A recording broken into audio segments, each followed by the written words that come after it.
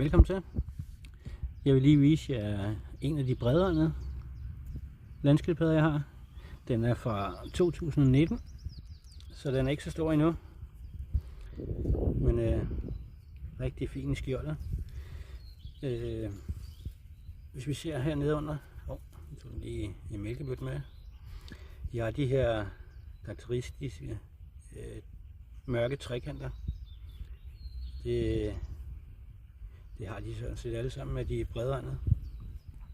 De har fået lidt mælkebøtter her til formiddag. Og lige nu er der vist kun en ude at spise. Den går lige og hygger sig her i solen. Det er jo sådan, at når den er ude i solen, så får den UVB-lys. UVB-lyset er vigtigt for den, fordi at ellers kan den ikke optage kalken.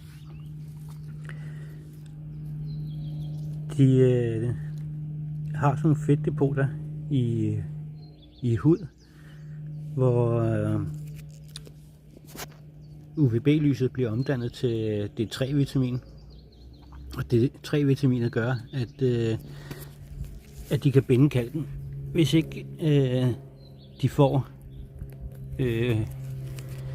sollys og derved kan danne D3-vitaminet, så render kalk, som de optager, bare direkte igennem dem. Så derfor er det rigtig vigtigt, at man sørger for, at de får noget sollys eller UVB-lys af kunstig lampe. Min går altid udenfor, og det gør de hele sommeren og hen til efteråret. Og når det bliver efterår, så går de i hi. Og så er det lidt forskelligt, om jeg har dem i køleskab, eller om jeg har dem nedgravet i et sikret drivhus. I år havde jeg dem nedgravet i et sikret drivhus med noget hø indover.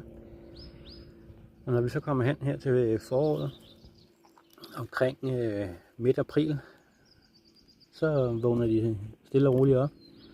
Og det er selvfølgelig alt efter vejret og temperaturen, der gør, hvornår de vågner.